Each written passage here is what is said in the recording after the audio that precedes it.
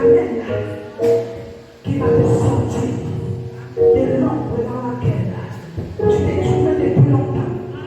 Parce que le Seigneur t'a promis de faire quelque chose ce matin. Il va te sortir de l'ombre des ténèbres. Là où tu pensais que rien n'avançait plus pour toi, tout était arrêté, tout était bloqué. Le Seigneur dit ce matin, je te sors de là pour t'amener à la lumière. Alléluia. Merci Jésus pour ce moment. Merci pour cet instant.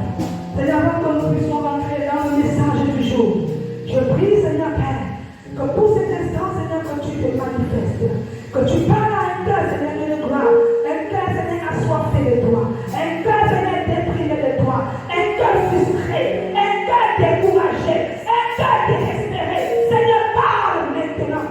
Seigneur, je ne suis que la moindre au milieu de tous. Et je prie que ta parole, Seigneur Dieu, se libère au travers de ma bouche et puisse atteindre le cœur, Seigneur, de cette femme, de cet homme qui croyait, Seigneur, que tout était fini pour lui.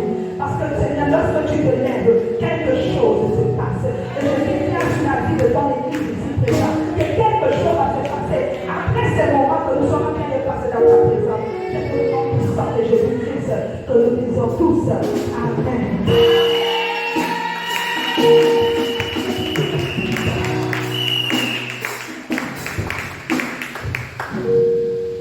Bonjour bien-aimés. Bonjour chers éminents serviteurs de Dieu et servants de l'Éternel. Bonjour, parce que toi qui certainement est là pour la première fois, le Seigneur va aussi te visiter. Alléluia. Nous sommes dans le temps d'adoration, le temps d'action de grâce. Et ce que le Seigneur est en train de faire depuis ces derniers jours, tu ne peux peut-être pas l'imaginer, mais le Seigneur veut que toi-même tu fasses le pas. Alléluia. Le pas me dit que ne reste plus à la maison, que le diable ne vient plus te troubler, que le diable ne vient plus te donner les paroles mensongères, te faisant croire que là où tu es, c'est la meilleure décision pour toi. Alléluia. Mais fais le pas en venant à l'église. Parce que c'est là où le Seigneur, certainement, au milieu d'une multitude de déverser sa grâce, pour que toi aussi tu puisses véritablement la capter. Alléluia. Alléluia. Si véritablement tu crois que tu as été déjà béni depuis même la prière, le début, l'adoration, la louange, alors acclame le Seigneur parce que c'est qu'il a commencé par parachever. Alléluia. Alors nous allons entrer dans le programme du jour. Le sermon qui va nous être donné ce matin est intitulé « Ta gloire sera une référence après cette humiliation ». Peut-être qu'elle n'a pas compris. Je dis bien que j'ai rien fait. Ta gloire sera une référence après cette humiliation. Peut-être là-bas, non pas, ils sont en train de chercher la Bible. Je vais encore le dire pour les chants qui viennent de prendre place. Ta gloire sera une référence après cette humiliation. Je me sois dans le retour. Merci. Alors rapidement dans le livre de Juges 11, verset 1 à 11.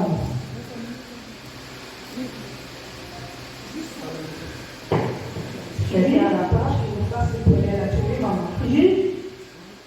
Juge 11, verset 1 à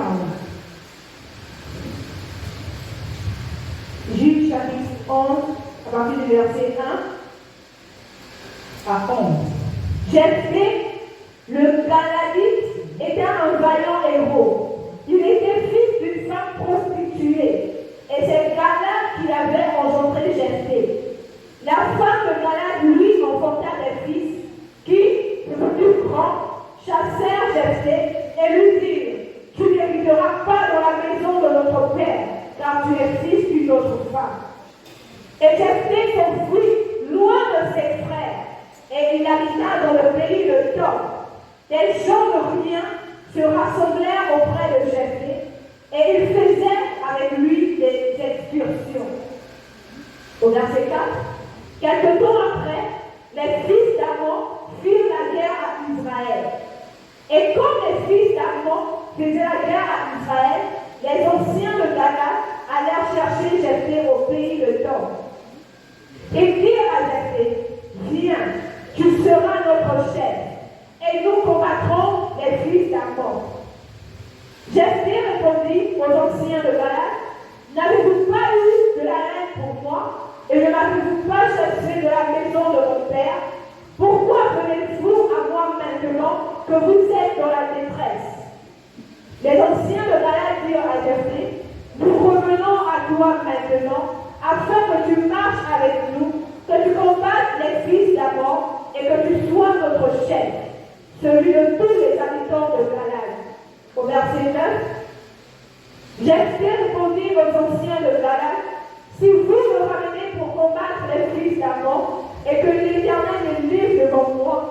serai votre chef.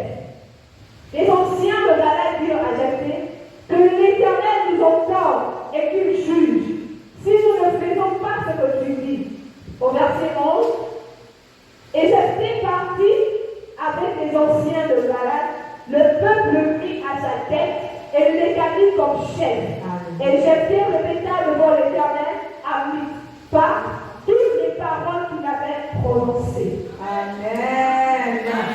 Est-ce que quelqu'un peut dire Amen à cette parole? C'est-à-dire que c'était quelqu'un dont on n'a pas l'habitude, c'était vraiment de parler. Mais tu vas comprendre pourquoi le Seigneur veut nous comparer ce matin. Amen. Je vais d'abord, comme j'ai l'habitude de le faire, de procéder par les thèmes, pour définir les thèmes assez peut-être complexes, pour ceux qui ne comprennent pas, pour qu'on puisse vraiment se comprendre dans le message. Amen. C'est quoi la gloire?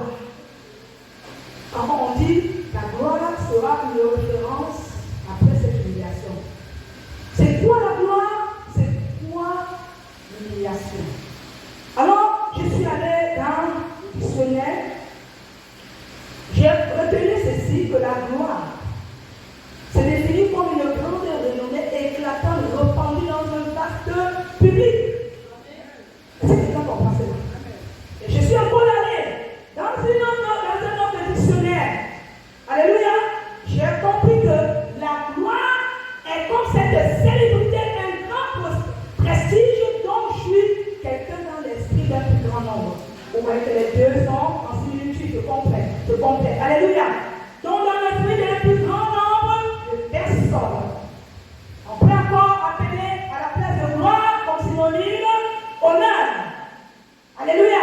On peut aussi appeler, je ne sais pas, renommée.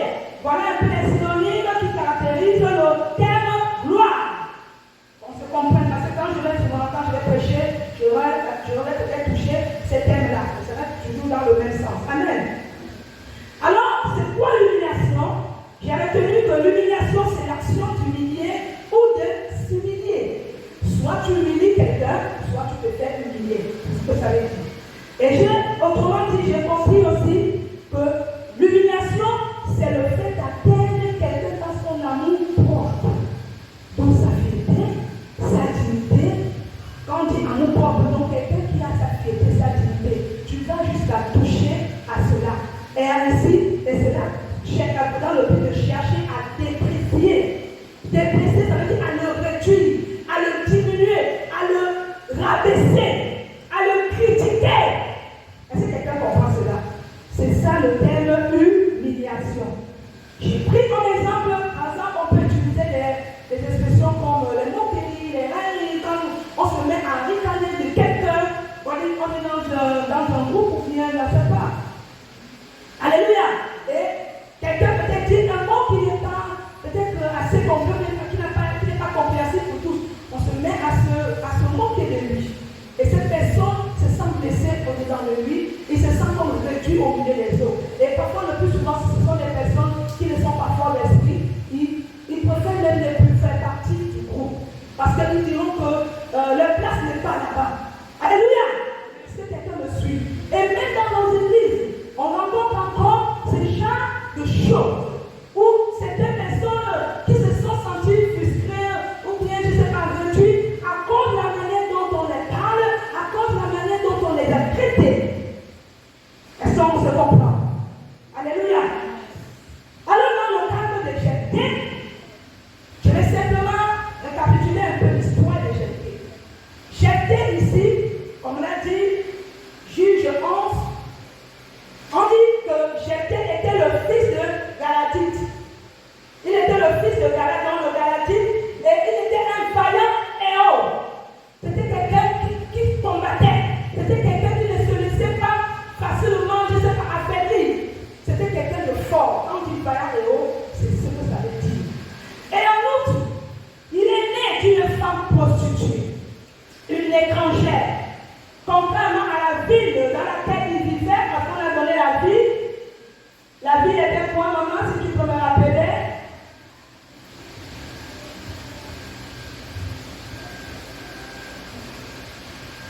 À Mispa, c'est ça.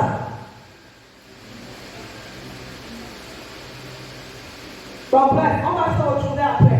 Tout ce que j'ai retenu, c'est que Jephthé, vivant dans la maison de son père appelé Gala, né d'une femme prostituée, après que cet homme ait connu d'autres enfants, comprenez bien, et ces enfants qui étaient reconnus comme légitimes, ces enfants plus tard, après avoir grandi, ont chassé Jephthé.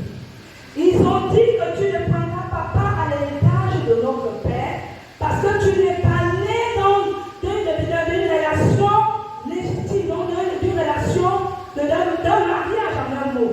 C'est-à-dire, en mariage, Jephthé était reconnu comme un bâtard aux yeux de ses frères. C'est pourquoi il dit ici là que Jephthé, après être chassé, c'était vraiment séjourner dans la ville de Top, donc dans un autre pays, contrairement à là où il est né. Alléluia. Et il va vivre avec des gens de rien, des gens qui n'étaient pas, des gens insignifiants aux yeux en principe de cette population. C'est avec ces personnes-là que Jephthé va vivre une partie de sa vie. Et puis après, Dieu va se révéler en Jephthé. Comment il va le faire? Il va utiliser les anciens de Galate. Ceux qui étaient aux côtés du père de Galate, parce que le père de Galate était un roi. C'était un chef. C'était quelqu'un d'honoré. Alléluia. Donc ces anciens-là qui étaient auprès de cet homme, comme des conseillers, comme des ministres, se sont vus marginalisés, piétinés par les fils de cet homme, appelés les fils d'Amon. Alléluia. Vont maintenant se retrouver comme impuissants aux yeux de ces enfants-là. Alléluia. Ils vont maintenant trouver, ils vont s'assembler, ils vont se retrouver et dire, mais qu'est-ce que nous font ces enfants que nous avons pu grandir devant nous, que nous avons pu gérer, que nous avons pu encadrer? Ce n'est pas parce qu'ils sortent d'une famille royale qu'ils vont maintenant monter sur nous. Allons-y retrouver le fils même aussi de cet homme qui a été rejeté, quand bien même il n'était pas le fils légitime de cette famille. Ils vont maintenant se rassembler pour aller appeler Jephthé. Pour quelle raison? Pour demander à Jephthé d'être le chef, le commandant de l'armée, alléluia, de leur vie. Est-ce que quelqu'un me suit? Jephthé qui vivait, c'était un berger qui essayait de paître les troupeaux quelque part, faire sa culture et tout. Parce que lorsqu'il était chassé, il n'était plus véritablement considéré comme tel. Mais il faisait maintenant ce petit métier à côté, discret, tranquille. Mais qu'est-ce qui va se passer pour que Dieu touche le cœur de ces anciens pour aller chercher Jephthé? Alléluia! Dis, c'est Dieu qui fait ça. C'est Dieu qui fait cela. Et Dieu fera cela aussi pour toi. Ils ont cherché, parce qu'aujourd'hui avec les réseaux sociaux c'est facile, n'est-ce pas? Mais on dit qu'ils ont mené les gens, ils ont fait des recherches. Ils sont tombés, ils ont fini par trouver Jephthé dans la ville de Top où il vivait avec ces personnes de rien du tout. Et demander à Jephthé, supplier à genoux Jephthé que s'il te plaît, les fils d'Amon se sont levés contre nous. Ils sont en train de faire la guerre en Israël. S'il te plaît, sois notre chef. Alléluia! Un enfant de rien de tout.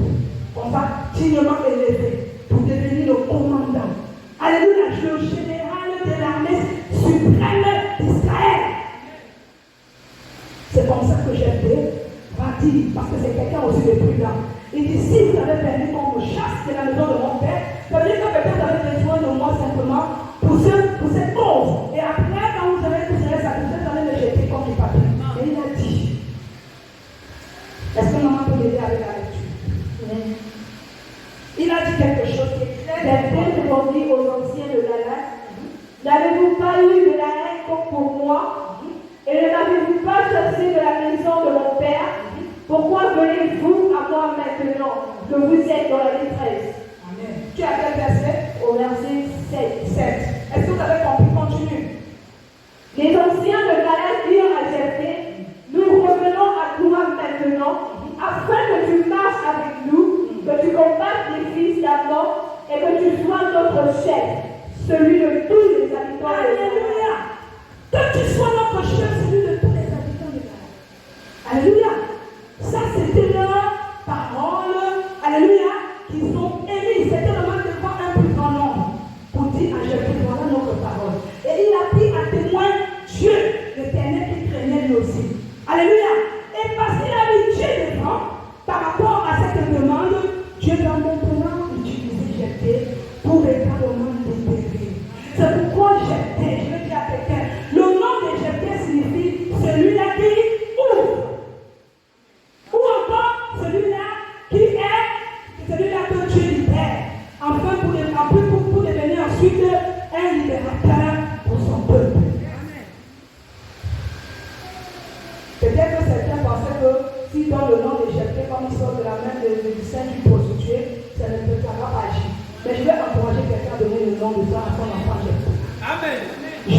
Et je donnerai ça un jour à un de mes fils. Parce que ce n'est pas n'importe qui. Si on parle de lui, alléluia, alléluia, ça veut dire qu'il a son importance. Jeter a son importance dans cette parole, dans la Bible. Il a mis Dieu à témoin entre les anciens de Galates et ceux-là qui étaient avec lui. Et disant que si Dieu approuve, alors je vais le faire. Quand nous lisons tout le chapitre, moi-même jusqu'au chapitre 12, nous comprenons que Jephthé non seulement était un bon serviteur, mais aussi un grand combattant. Et il a pu renverser, alléluia, il a pu renverser tous ses ennemis, tous ceux qui pouvaient être comme une barrière pour l'avancement du pays. Alléluia. Si quelqu'un connaît l'histoire de l'ennemi, c'est similaire. Alléluia. Alléluia. Je voudrais dire à quelqu'un ici là que ne redoute pas de la main de Dieu qui est sur toi. Laisse les gens t'insulter. Laisse les gens te traiter de... Tu ne sais pas, comme moins que rien. Parce que si tu connais ton attachement avec Dieu, il ne te décevra pas. Je dis à quelqu'un, Dieu ne te décevra pas. Alors j'ai retenu ici, dans ce passage, un point important où j'ai titulé ce qui fait la différence entre l'humilité et l'humiliation. Est-ce que quelqu'un a compris cela? Ce qui fait la différence entre l'humilité et l'humiliation. Parce que ne confondons pas. Retenons simplement qu'il n'y a pas d'humilité sans humiliation. Celui-là qui accepte de vivre dans l'humilité, celui-là qui comprend que l'humilité est sa force, il ne va pas jouer n'importe comment avec sa foi. Il ne va pas jouer n'importe comment avec le nom de Jésus qui repose en lui. Pourquoi? Parce que j'ai compris que l'humilité ne peut arriver à un cœur qu'à travers l'humiliation d'abord. Parce que celui-là qui n'est pas capable de supporter, je dis de supporter l'humiliation, qui ne croit pas qu'il est humble. Vérité, maman. Vérité. Très bien. Est-ce que tu as compris ça? Ou bien je me redis. Je me redis. Il faut que si tu n'es pas capable de supporter l'humiliation, alléluia, dans ta vie, alors ce qui se passe, tu n'es pas humble. Pas du tout. Tu n'es pas humble. Parce que souvent les gens disent humble, je ne parle pas de la fausse humilité.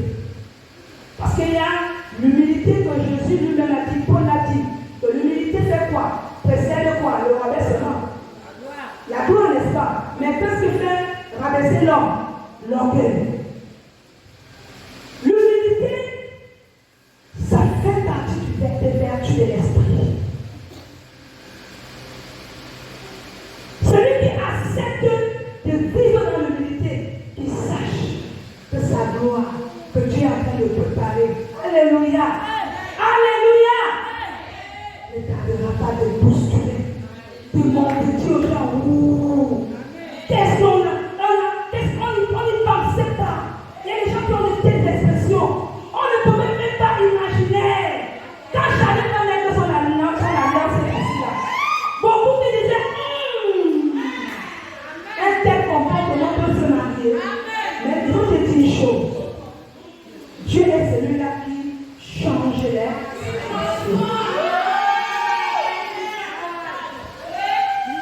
C'est parce que toi, tu as été trop en vue qu'il va recevoir rapidement ce que tu attends. Alléluia. Dis simplement à ton voisin à côté, reste tranquille. Tu ma gloire. Tu verras ma gloire. Tu es en train de préparer ma gloire. Alléluia. C'est pourquoi Dieu, je dis à quelqu'un que Dieu est le porteur de la gloire. Est-ce que quelqu'un me suit? J'ai compris une chose. Parce que quand j'ai étudié ce passage, j'ai dit Dieu là, il est le porteur de la gloire. Il est celui-là qui prend des gens de la boue, des rien du tout, des personnes insignifiantes, pour les amener en haut. Quelqu'un peut dire avec moi, fais attention, hein. Parce que ce que Dieu est en train de réserver pour toi, tu n'as pas idée. Tu n'as pas idée. Laisse les gens se moquer de toi. C'est ça. C'est bien. Parce que c'est ça. C'est là où Dieu va juger. Oh là là, j'ai anticipé même les choses. Alléluia. Alléluia. Alors on a pu demander dans le livre de Job pour comprendre. Job 22, 28 à 29. Tu vas m'aider parce que le ventilateur, c'est les défauts. Job, chapitre 22, verset 28 à 29. Oui. À quelle résolution répondra le succès? Sur tes sentiers brillera la lumière. Rien l'humiliation, tu prieras pour ton relèvement, pardon. Dieu secourt celui dont le regard est abattu. Est-ce que quelqu'un a compris cela? Maman, Rémi, encore, je sais que tu as le bébé en main, Rémi. À quelle résolution? Excuse-moi, papa, cette année, aide-moi à porter le bébé. Tu t'élèves. Parce que le Dieu qui est le porteur de la gloire, on doit respecter cette parole. On doit respecter ça. Vas-y. À quelle résolution répondra le succès? Sur tes sentiers brillera la lumière. Viens l'humiliation, tu prieras pour ton relèvement. Dieu secourt celui dont le regard est abattu. Alléluia. Dis Amen. Attends sur toi ce matin. Celui qui dit Amen là, c'est pour elle. À l'instant de Job, quand Dieu permet de vivre des humiliations, tu as envie de parler en pour nous, mais le monde ne sort pas. Quand tu es pour m'aider, non, bien. Agassi avec le corps, elle ne défend pas ça là. C'est compliqué le même là. Alléluia. Quand on dit que Dieu est le porteur de la gloire, ça veut dire qu'il attend voir que lorsque tu seras des gens comme dans le. Tu vois, quand quelqu'un est prêt à tomber, on le soulève seulement pour le faire marcher. Alléluia. J'ai dit, soulevez-le. Mais soulevez-le seulement. Mais le moment où je vais le mettre droit, je vais le mettre comme ça, comme un soldat. Alléluia. Il n'aura plus besoin des porteurs pour l'aider à marcher. Ça sera le début de quelque chose qui va se passer dans sa vie. À l'instant de Job, quand Dieu te permet de vivre des temps d'humiliation dans ta vie, c'est parce qu'il prépare. C'est parce qu'il prépare. Alléluia.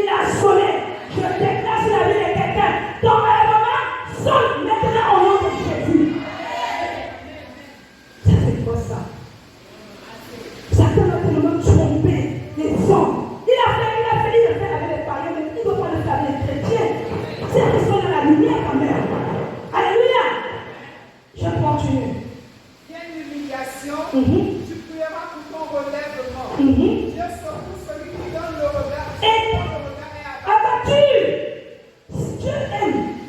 Dieu aime ça. Parce que lorsqu'on est muni de trop de choses, de richesses, vous connaissez l'histoire de l'homme riche à qui Jésus s'est appelé ça. Laisse tout ça et suis-moi. Qu'est-ce qu'il a dit? Laissez tout ça pour te suivre. Nada. Je préfère ma richesse que de te suivre. Mais il a un moment, Dieu veut que nous perdons de tout. C'est pourquoi je suis allé dans les définitions pour que nous puissions nous comprendre. Dieu peut aller, il peut aller que tu permets que tu perdes même ta fierté. Alléluia. Parce que c'est dans cela qu'il est en train de travailler avec ton cœur. Il dit bien que il fait quoi? Celui-là dont il secoue, celui dont le cœur est abattu. Alléluia. Alléluia. Ce n'est pas une honte. Que les gens ne se sentent pas honteux. Non, ne te sens pas honteux parce que tu es dans telle situation. Parce que si Dieu permet cela, c'est parce que ta renommée sera bientôt grande. Et ils connaîtront qui tu es véritablement. Alléluia. Dieu est celui-là qui peut permettre que nous descendons plus bas pour nous amener plus haut. Parce que c'est là en bas que le Seigneur travaille à soi. Il transforme. Parce que le cœur de l'homme est trop tortueux. L'homme est plus de lui-même. Il a son égo. Il a sa personnalité. Il a sa maison. Il a sa voiture. Il a je ne sais pas ce qu'il dit. Mais il pense qu'il est arrivé. Mais Jésus te dit, tu n'as pas encore peut-être tout cela. Mais ce que je vais te donner, ce sera au-delà. C'est pourquoi j'ai pris l'exemple de ce genre. Job était celui-là qui avait tellement de grandes choses. Mais à un moment de sa vie, il a tout perdu. Au point de perdre même sa famille et sa femme. Dieu a décidé qu'il va le plus bas cher pour l'amener à la dimension que vous connaissez aujourd'hui de ce que Job est devenu. Amen. Et on dit que dans la vie de Job, malgré la souffrance, il est resté intègre dans l'éternel. Quand même les hommes venaient avec des paroles humiliantes, des moqueries, railleries, on dit Job est resté intègre. Alléluia. Et je voudrais t'encourager à rester ainsi, bien-aimé. Parce que c'est dans la justice que Dieu va élever ton nom. C'est dans les bonnes causes de ta justice, de ta souffrance, que Dieu va relever ton nom.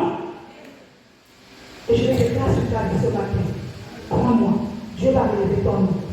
Ça n'est un peu de trop. On sait, le Seigneur le plus, ce n'est pas pour nous, ce n'est pas pour nous contenter des miettes que nous recevons de l'État. Non! Il faut que nous soyons, nos noms aussi soient connus là-bas. Ils ont commencé à appeler pour ce nom, n'est-ce pas? Le pasteur, il ne sait pas, on l'a appelé. J'ai dit, gloire à Dieu, ça commence comme ça. Ça va commencer par toi aussi.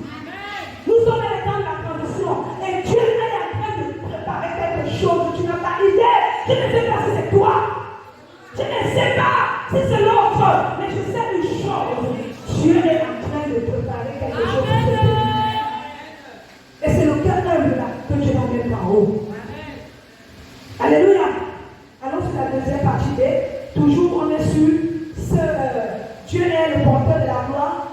J'ai pris aussi ici comme un petit B, l'humiliation définit le type de personne que tu es. Parce que oui, pourquoi je le dis? Parce que si on ne vit pas l'humiliation, on ne saura pas qui nous sommes réellement. Parce que quand quelqu'un a tout ça, oh, vous connaissez le comportement de l'homme là. Vous connaissez, vous pouvez rester à côté de lui. Ah, la bouche elle a fait ça, tu vas te m'enfuir. Maintenant l'humiliation, Dieu veut voir si tu as un langage injurieux. Si tu es du genre de personne qui se confond, qui se culpabilise. Si tu es rempli d'amertume contre autrui, si tu en veux les gens de ta famille, je ne sais qui, de t'avoir mis dans cette situation, parce que la situation ne vient jamais seule, c'est toujours l'autre. Dieu peut permettre que tu vives cela. Je ne sais pas pourquoi le Seigneur a voulu que je partage ce message. Je ne sais pas. Parce que moi-même, quand je partageais ça, je dis Seigneur, waouh, c'est vaste. Mais aide-moi à donner l'essentiel à ton peuple. L'humiliation définit le type de personne que tu es. La personne que tu es réellement. Il faudrait que dans l'humiliation, tu apprennes à te contrôler.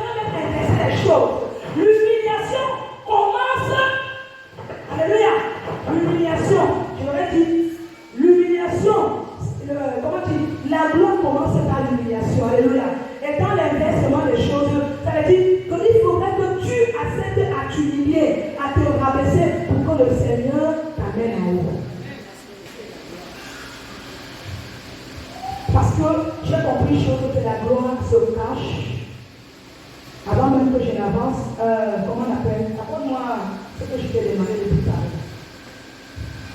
Vous allez comprendre avec cette démonstration. Et quand je serai là devant.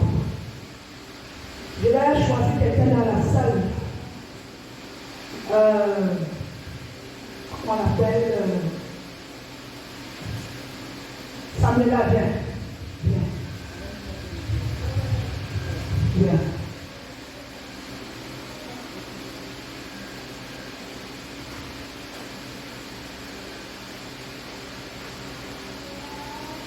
Donne-lui cette boîte. Tu es tellement belle dans ta tenue, tu es propre. Mais je vais te demander de faire quelque chose. Tu vas être béni, non? Prends la boule, la mets sur ta robe. C'est choquant, n'est-ce pas? C'est choquant. Aide-moi déjà ça à l'hôtel, c'est que je sens. Est-ce que maman l'a réfléchi? Non, c'est pas pour te dire de mettre de la vie. Tu vas envoyer ta main. Tu vas être béni. Tu vas être béni. Hein? Il ne faut pas dire parce que c'est maman qui aime. Non, c'est pas moi. Devant Dieu, est-ce que Samuel désire être béni ce matin? Tu vas être béni. Oui, tu vas être béni. Devant l'assemblée, envoie la main, patauge là-bas, essaie de voir, c'est pas. S'il y a quelque chose qui t'appartient là-bas, je ne sais pas. Envoie la main à l'intérieur, montre à l'assemblée.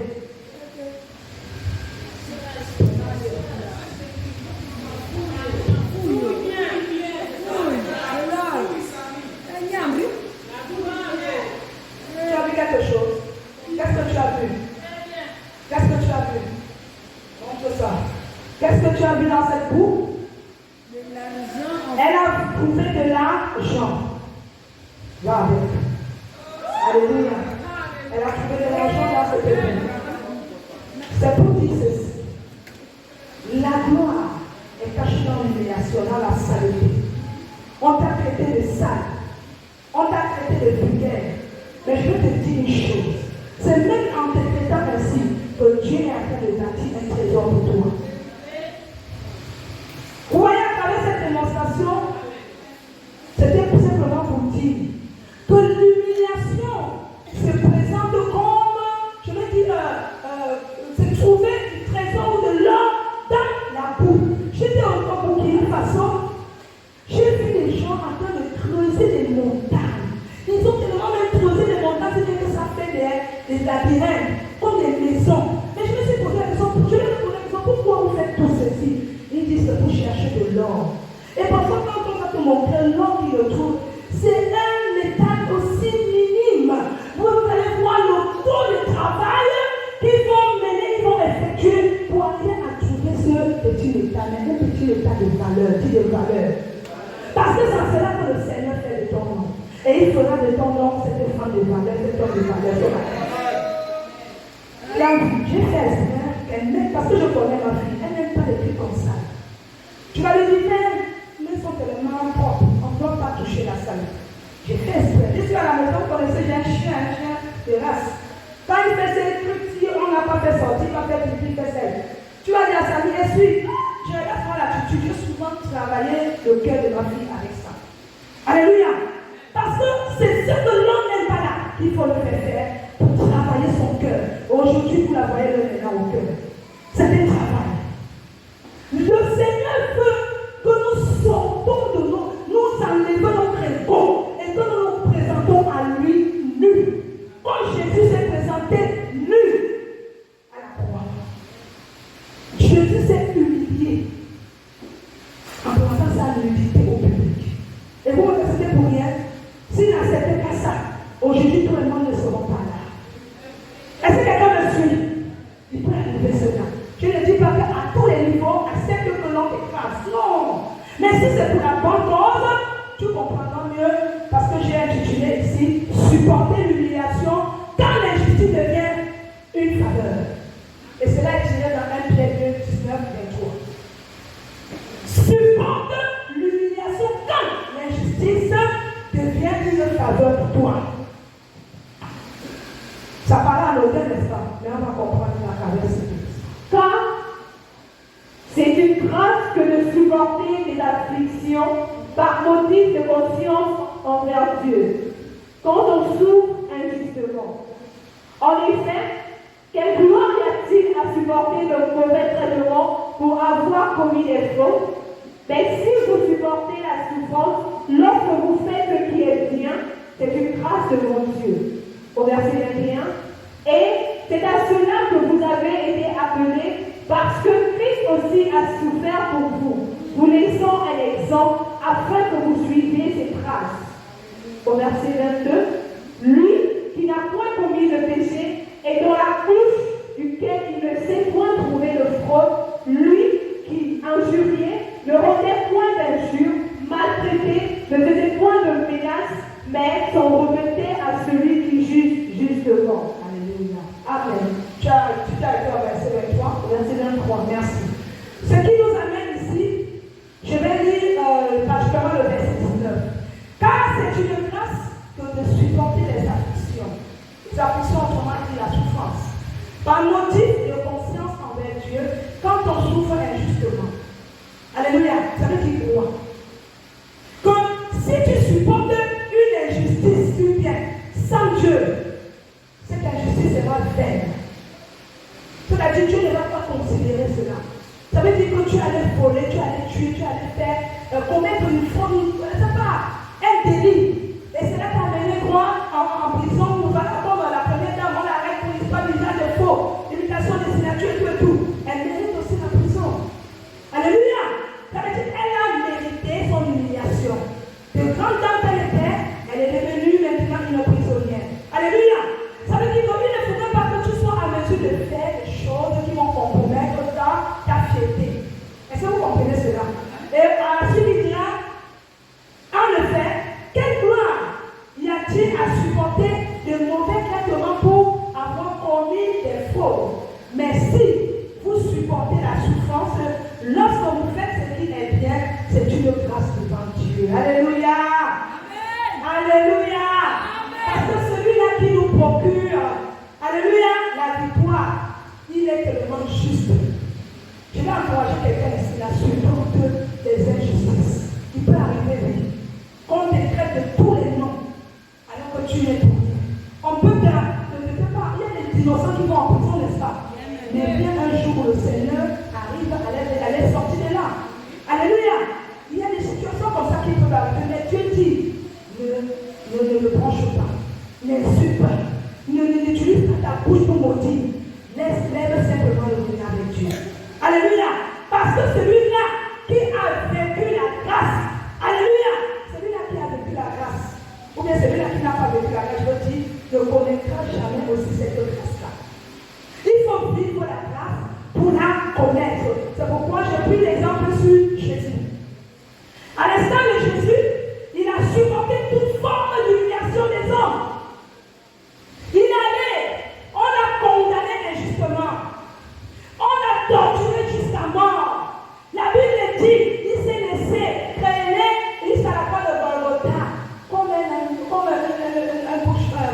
une brebis qu'on met à la boucherie, sans maudit. On dit sans maudit. Et je crois que c'est dit dans ce texte. Il n'a pas ouvert la bouche pour maudire les hommes, alors que lui qui est Dieu, il pouvait libérer une parole simplement un souffle à tous les hommes là au sol. Mais il a laissé simplement que la mission pour laquelle il était venu faire sur terre puisse accomplir. Et il fallait qu'il subisse cette forme de souffrance. On a traité les pécheurs, lui qui n'avait commis aucun péché. Lui en qui aucune faute n'existait. Il a accepté cela pour que toi et moi soyons sauvés. Et que dit plus loin, Philippiens 2 à partir du verset 7, 9, que ensuite, après ces choses, Dieu l'a souverainement élevé. Et lui a donné le nom qui est au-dessus de tout nom et de toute principauté. Dans la mer, dans les forêts, dans les cieux, le nom de Jésus est un nom qui est respecté. Et les démons le savent. Il suffit que tu es pourchassé par les esprits maléfiques, tu dis simplement au nom de Jésus-Christ, éloignez-vous de moi, les démons vont partir.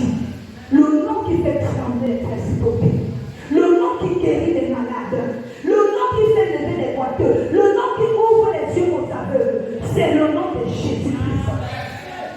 Pourquoi toi qui n'es quelqu'un de sale aux yeux de Dieu, ne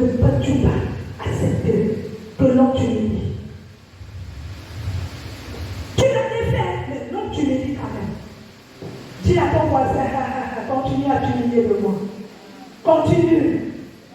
Dis à ta voisine, même si ce n'est pas le cas, c'est une manière, c'est prophétique ce que je te demande de déclarer là. Le voisin pète depuis la maison, le voisin pète ailleurs. Parfois, on se met à l'église, on a des cas comme ça là. Alléluia. Mais dis à ton voisin de gauche à droite que ne redoute pas à ce que Dieu a déclaré sur ta vie. Dis le plus fort, il faut que l'ennemi l'entende. Alléluia. Alléluia. Parce que celui qui n'a pas vécu vraiment la grâce ne pourra jamais connaître cette grâce. Il ne pourra jamais. J'ai pris l'exemple aussi sur l'histoire de Manoché. Manoché, on ne va pas lire parce que c'est long. C'est long, Esther 6. Vous connaissez l'histoire de Manoché. Il était assis à la potente, comme un mendiant, alors que c'était un serviteur de Dieu. C'était un homme humble aussi de Dieu.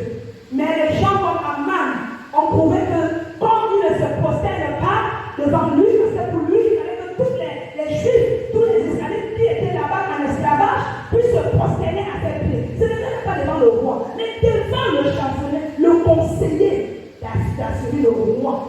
Il voulait que ce serviteur de Dieu, cet homme béni, puisse se prosterner à ses pieds. Et comme il ne répondait pas à cette loi-là, et qu'est-ce qu'il a décidé? Il a voulu maintenant comment Dieu amène tout le peuple. Mais le temps de Dieu arriva où les choses ont été bouleversées. Il y a eu ce qu'on appelle le changement de situation.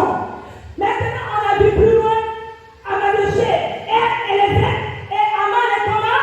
Renversé. Lui qui était méprisé, c'est lui maintenant qui a été honoré.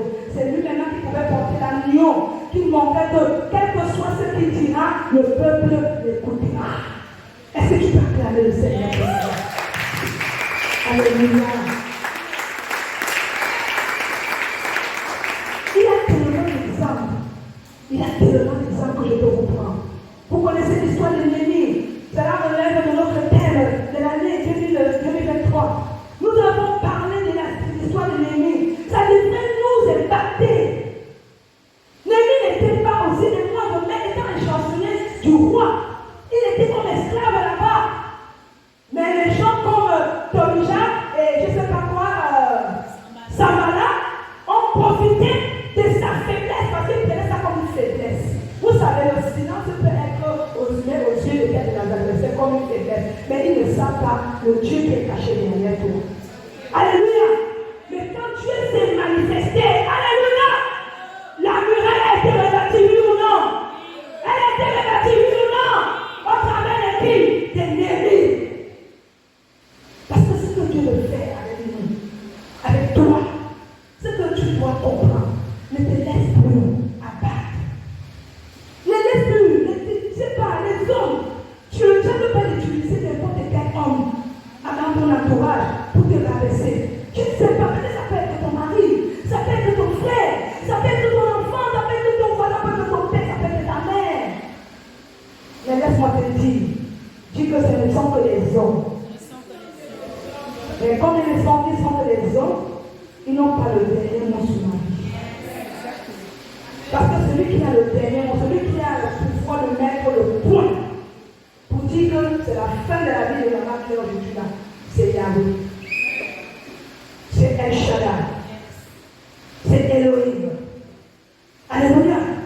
Mais tant que tu n'as pas mis le point, vous savez combien de fois j'ai subi, j'ai franchi la mort, et vous ne savez pas, plusieurs reprises. Plusieurs reprises.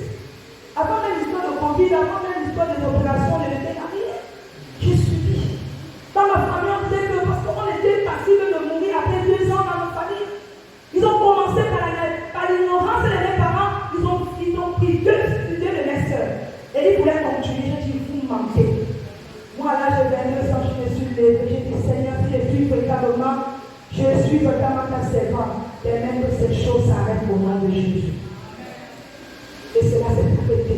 Même celui qui ne croyait pas, qui n'était pas encore chrétien, il était sur moi j'étais pour eux comme une couverture.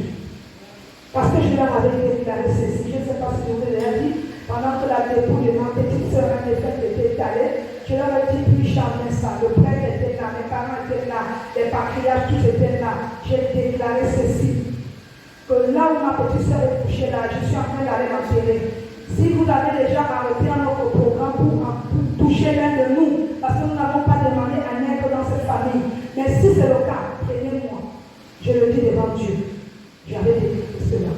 Pour qu'au moins mes frères puissent être exemptés de ce qui devait suivre. J'ai dit, si vous ne me prenez pas aujourd'hui, je vais emprunter le cas tout à l'heure pour retourner à la vie.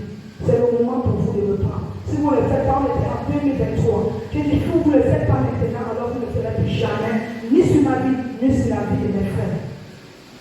Vous savez, les paroles que nous déclarons ont un impact. Il y avait les sorciers, on ne peut pas rajouter. Au final, il y a toutes sortes. Ici, il y a les francs-maçons, toutes ces personnes étaient dit. J'ai déclaré, ils ont entendu. Et lorsque le prêtre est venu, il est venu maintenant clore. Il a parlé, il a dit c'est un enfant. Ne redoutez pas la voix d'un enfant. Et le Seigneur s'est manifesté. Aujourd'hui, on n'a pas entendu ce genre de choses. Je dis, si nous devons mourir, que ce soit d'une mort naturelle, pas une mort provoquée par qui que ce soit, au nom de Jésus. Amen. Tu as aussi la capacité de déclarer cela sur ta vie. Alléluia. Voilà un peu ce que je me dis sur l'histoire de Jephthé. On a parlé de Jephthé, on a parlé de Jésus, on a parlé de Manoché. Il y a tellement d'exemples. On a le cas de Joseph aussi. Joseph qui a été vendu par ses frères en esclavage en Égypte. Et qui est devenu quoi? Le ministre, il a dit le premier ministre, le gouverneur de l'Égypte. Dieu va toujours prendre les gens de rien du tout pour les mettre en haut. Et c'est lui qui avait la capacité de même le commander, qui avait le droit de sortir ou d'entrer de nourriture dans cette vie. Alléluia. Et s'il a fait pour ces personnages que nous avons lus dans la Bible, il peut encore le faire et il le fera encore sur toi. Parce que le Dieu qui nous a appelés n'a pas dit son dernier mot. Et je voudrais t'encourager au travers de ce passage. Quelles que soient les humiliations que tu as endurées dans ta vie, peut-être jusqu'à présent tu l'as vu. J'aimerais te dire ceci, focalise-toi sur Jésus. Elle le regarde sur lui. Lève les yeux simplement, tout le degré de secours. Tu lèves les yeux vers le Père. Appelle-le ton Père. Parce que ton Père géniteur, il ne peut pas voir, il ne peut pas sonder le niveau ou bien le degré de ta souffrance. Mais celui-là qui t'a créé, il le connaît. Lève simplement les yeux vers lui. Et dis, moi je suis la terre. Change mon nom. Change mon existence. Donne-moi un nouveau nom. Parce que ceux-là qui t'ont humilié, ils vont t'appeler par ce nom-là. Ta renommée sera grande. Vous savez, on avait appelé dans le pays de... Après ce qui s'est passé au temps d'Abraham, Jacob, Isaac. Comment le peuple les appelait maintenant? Le Dieu d'Abraham. On va t'appeler aussi le Dieu d'Esthélie, le Dieu de Mama Sophie, le Dieu d'Abraham, le Dieu de Jacob et le Dieu d'Isaac.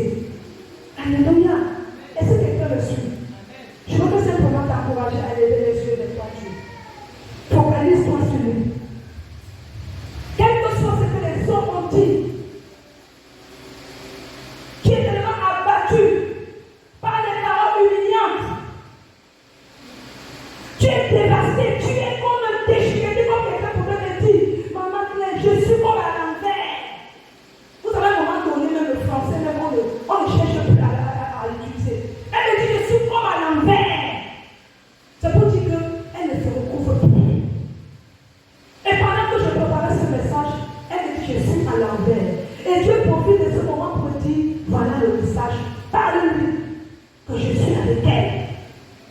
Personne ne peut changer ton identité tant que Dieu n'a pas dit le dernier mot sur toi. Est-ce que quelqu'un comprend cela enfin? Hey! Ne laissons plus les hommes nous rabaisser, nous utiliser comme les saint-pierres. Tu veux le faire, laissez-les faire. Mais toi, prie. Parce que par ta prière, tu peux même l'amener à ouvrir les yeux et qu'il réalise qu'il agissait en mal contre toi. Et qu'il s'humilie, il vient te demander pardon.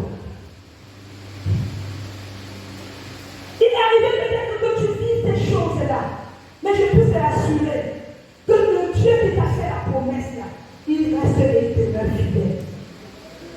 Il reste et il demeure fidèle. Il a dit ne t'abandonnera pas. Il a dit à David, je ne t'abandonnerai pas. C'est pourquoi nous allons conclure par ce passage. Psaume 35, verset 4.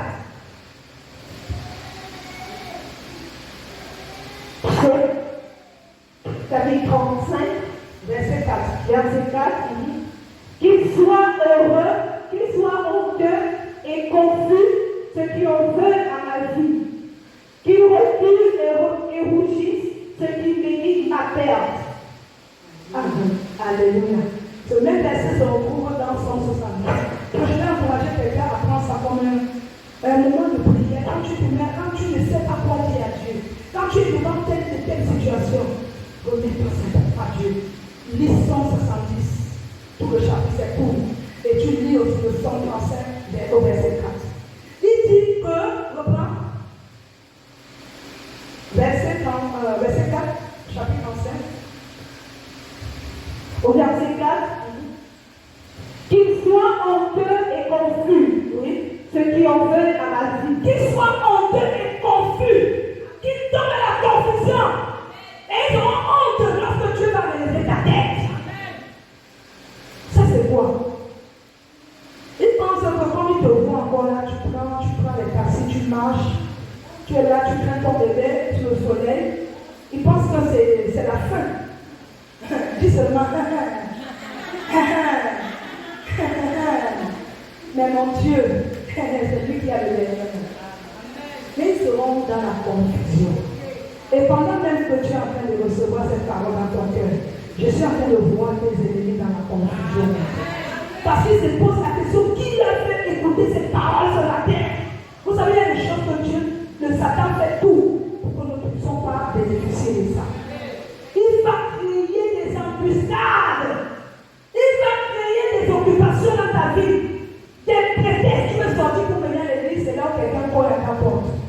Pour dire, je suis venu te visiter. Tu as la personne qui vient te visiter demain, mais pour le moment là, je dois rendre mon main qui t'a rendu. Ne laissez jamais personne voler votre gloire. Parce que c'est comme ça que ça commence. C'est comme ça qu'ils utilisent des moyens fabuleux de manière subtile pour voler ta gloire. Mais je puisse te l'assurer, personne ne volera plus ta gloire après ce moment. Ils seront tes ennemis, seront dans la confusion. Ils sont même déjà dans la confusion. Laisse-les encore rire, se moquer, sauter de joie, de dire moi je l'ai déjà vaincu. Mais je vais te dire, tu as vaincu l'illumination dans ta vie. Est-ce que quelqu'un croit cela? Je déclare sur ta vie, tu as vaincu l'humiliation. L'humiliation ne te fera plus pleurer. L'humiliation ne te fera plus grandir. Je ne sais pas quoi. T'effrayer ou t'attrister. Parce que lorsqu'on vit souvent dans cette situation, nous-mêmes on se remet en compte. Est-ce que ce n'est pas notre problème? Est-ce que vraiment là, et Satan vient te convaincre avec cette parole-là pour dire, ils t'ont maudit, c'est fini, tu es déjà serré là-bas, c'est fini pour toi. Voilà comment le diable parle. Dieu ne pourra jamais venir dire à son enfant que c'est fini pour toi alors que tu souffres déjà. Non. Dieu est celui-là qui vient apaiser les cœurs. Il va te mettre des paroles comme quoi, calme-toi, parce que moi je t'ai fait la promesse que tu te sortirais de cette situation. Tôt ou tard tu sortiras de cette situation. Si j'ai fait pour mon fils unique Jésus, pour à plus fort autant de moi. Alléluia. Je me demande que quelqu'un croit vraiment cette parole. Alléluia. Merci Jésus. Considère simplement ta situation comme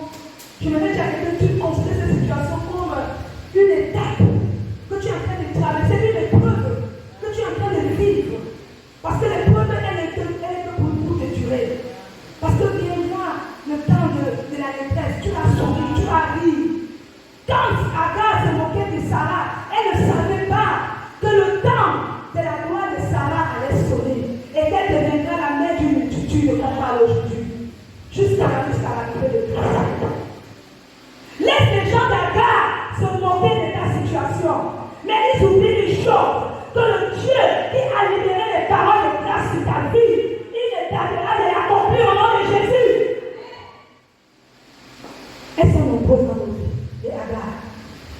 Quand elles ont quelque chose un peu là, elles te mortifient avec des paroles, je ne sais pas, de moquerie, d'humiliante et tout ça. Mais laisse-les faire. Ne va pas te mêler à eux, ne te confonds pas à eux. Ne te mélange même pas à eux. Laisse-les faire. Mais remets-toi simplement à Jésus. Prie. Et le temps de ton relèvement va sonner. Alléluia. Alléluia. Parce que la gloire sera ta référence. La gloire sera ta référence. Non seulement dans ta vie, dans le pays du Gabon, et moi même hors du Gabon. Il y a des gens qu'on parle d'eux, on ne les connaît pas. Mais au travers simplement de leur célébrité, on parle d'eux. Mais on parlera de toi en bien. Parce que il y a célébrité. Il faudrait que tu sois célèbre en Jésus. Tu n'es pas célèbre dans le monde. Parce qu'on a connu les une, tout ça. Elles étaient tellement célèbres, mais elles souffraient dans le secret. Elles s'étopaient. Et pour finir, c'est avec ça qu'elles sont parties. Et leurs filles en ont suivi les pas. Donc, il faudrait que ce soit pas ce genre de célébrité que je parle. Pour que si tu es célèbre, sois célèbre en Jésus. Lorsqu'on parle de je ne sais pas quoi, je ne sais pas, on parle de. Il parle de l'élève, parce que reconnu comme ça là, c'est dans le bon sens. Alléluia. Lorsqu'on parle de Dénamana, c'est dans le bon sens. Lorsqu'on parle de Déborah ou Kalou, c'est dans le bon sens. Et ils ont des témoignages. Alléluia. Et c'est de cette célébrité que je viens de dire. Si tu dois être un influenceur ou une influenceuse, fais-le dans le bon sens. Pour impacter les vies. Parce que c'est là que le Seigneur t'a appelé. Oh Seigneur, et ton nom va être transformé. Dieu va te donner un nouveau nom. Ta renommée sera grande. Elle sera connue de tous. Ils tomberont dans la confusion quand ils verront que non, qu'on ne voyait plus le puits. Non, il avait sa voiture jaune conduite, fait taxi. Mais ils ne savent pas que l'homme a déposé le dossier quelque part, il attend seulement la grâce. Il attend l'heure de la gloire sonner pour lui. Est-ce que quelqu'un le suit? Toutes les personnes qui pensaient que toi là tu allais étudier, tu as étudié, tout ça là c'est rien. Mais le temps de Dieu va sonner. Et elle ne tardera de sonner dans ta vie. Moi je le crois. Si tu ne le crois pas pour toi, je crois pour toi. Parce que connais le Dieu que tu sais. Et c'est en le connaissant que ceux qui te connaissent, qui te voyaient encore en train de tourner là, qui pouvaient minimiser ce Dieu-là, vont le connaître au travers de ta situation. Et l'attitude que tu as adoptée dans ce temps d'humiliation. Hey! Merci Jésus. Merci pour cette parole. Seigneur, tu as déclaré que quel que soit, Seigneur, ce que nous puissions endurer, que nous regardons simplement, que nous focalisons nos regards sur toi. Parce que c'est de toi que vient notre secours. C'est de toi, Seigneur, viendra, Seigneur, la solution. Tu as dit, Seigneur, comme ton serviteur, Jean matin, Seigneur, oh Dieu, quelle que soit la situation qu'il a pu vivre, cet esprit, il a libéré cette parole. À ta résolution, répondra le succès dans ma vie. Amen. Seigneur, que ce succès, Seigneur, arrive à point nommé dans le cœur de cette femme, dans le cœur de cet homme, dans le cœur de cet enfant, de cette fille. Alléluia. Seigneur, qu'ils apprennent à compter que sur toi. On a tellement cherché les raccourcis. Mais ce matin, tu nous demandes, Seigneur Père, de nous orienter que vers toi. Parce que c'est toi la direction. Tu es le directeur par excellence de nos pas. Et nous ne voulons que, Seigneur, désormais compter que sur toi. Alléluia. Est-ce qu'on peut se lever? Est-ce qu'on peut se lever? Je voudrais qu'on ait 5 minutes pour prier pour ce moment, pour ce message. Je ne sais pas, mais le Seigneur me dit que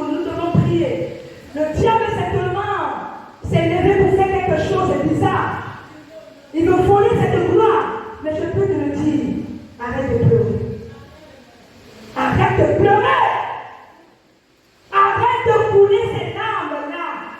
Tu attends couler les larmes dans le secret. Le Seigneur te dit, arrête de pleurer, essuie tes larmes. Peut-être tu es en train de vivre le temps d'humiliation en ce moment même où je parle. Quelqu'un est en train de t'humilier quelque part. Et tu vis ça comme des flèches dans ton cœur. Mais je déclare sur ta vie que Jésus qui nous a promis de nous donner la paix de Dieu, que cette paix arrive à ton cœur. Je déclare que ton cœur ne soit plus troublé, mais qu'il reçoit la paix. La paix du Seigneur est sur toi. Oh Dieu de gloire, merci. Que ces paroles d'humiliation que les hommes ont tissées, ont libérées dans la vie de ma soeur ce matin. Oh Dieu de gloire, je prie cet esprit que cela se passe à côté maintenant. Seigneur, qu'elle ne vivra plus ce temps d'humiliation, mais qu'elle vivra cela comme des temps de préparation pour sa bénédiction que tu as train de faire. Oh Dieu de gloire, merci, Papa, merci. Merci Jésus. Merci d'apaiser ses cœurs. Je supplie simplement que tu enlèves cette forme d'humiliation qu'elle a vécue et qui l'a amenée à la déprimer, à la mettre dans la dépression, à vivre dans la frustration. Seigneur, elle s'est découragée même. Elle a fini tellement à donner raison à cette personne, alors que cette personne n'était là que pour son mal. Oh Dieu de gloire, je prie que tu viens apaiser. Apaise, apaise, apaise, Jésus. Apaise, apaise, apaise, apaise. Oh Dieu, tu es le véritable consolateur. Tu es notre consolateur en toutes les choses. Tu as dit que dans mes égards, les souffrances, les afflictions, Seigneur, tu es là. Et tu es là pour nous conduire ta justice et ta assurance. Seigneur, quel que soit ce que, Seigneur, ils ont vécu. Seigneur, je prie que tu viens apaiser. Oh, merci Jésus. Viens agir dans la vie de mon frère. Viens agir dans la vie de mon frère. Quel que soit ce qu'elle a pu enlever, quel que soit ce qu'elle vit dans ce moment. Oh Dieu, je prie, Seigneur, que tu la touches, que tu la touches, que tu la touches, et que tu essuies ses larmes, que tu essuies ses larmes. Seigneur, elle n'arrive même plus à prier à cause de cette situation. Elle n'arrive même plus à mettre l'église à cause de cette situation. Seigneur, tu es celui-là qui apaise le cœur. Tu es celui-là qui essuie les larmes de toutes les familles de la mort. Merci mon Dieu. Merci Yahweh. Tu es le Dieu de gloire. Tu es celui qui restaure les amis. Merci Jésus. Merci pour ta bonté. Alléluia. Oh Dieu. Alors que nous sommes en train de prier, Seigneur, je prie, Seigneur, pour ce peuple. Seigneur, tu connais la situation de tout un chacun. Seigneur, tu n'as pas arrêté de bénir quelqu'un ce matin. Que même s'il était déjà dans la bénédiction, Seigneur, peut-être cette bénédiction ne suffit pas, Seigneur, pour véritablement montrer le Dieu que tu es dans sa vie. Seigneur, je prie que tu fasses encore, oh Dieu, jaillir les sources vives dans sa vie. Seigneur, que l'on voit, Seigneur, que l'on voit que tu es Dieu. Seigneur, je prie que, oh Dieu, l'humiliation soit vaincue dans la vie de cette personne. Je déclare que l'humiliation soit vaincue dans la vie de cette personne. Et que tu bénisses, Seigneur, de gloire. Cette gloire qui est cachée derrière cette humiliation, qui est en train, Seigneur, oh Dieu, d'être tissée, qui est en train d'être, Seigneur, oh Dieu, travaillée, bâtie dans le secret par toi, pour que, Seigneur, elle puisse recevoir cela en temps convenable. Merci, Jésus. Merci, Saint-Esprit, d'apaiser les cœurs et de donner du sourire. Donne du sourire. Et c'est pourquoi nous voulons par nos acclamations, Seigneur, t'acclamer. Parce que tu es venu donner le sourire à cette personne à terre. Tu es venu donner l'espoir à quelqu'un. Tu es venu restaurer quelqu'un. Tu es venu, Seigneur, apaiser le cœur de quelqu'un. Alléluia. Alléluia.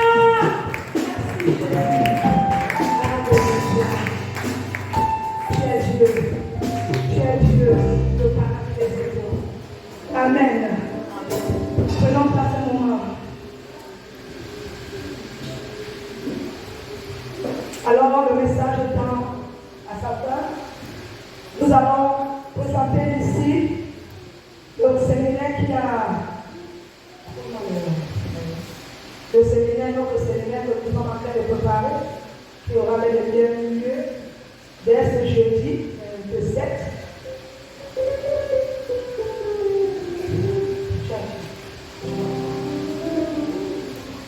Pendant que le diable va faire circuler les biens dans la salle, je vais simplement rappeler ici à l'église que le thème ici choisi pour nous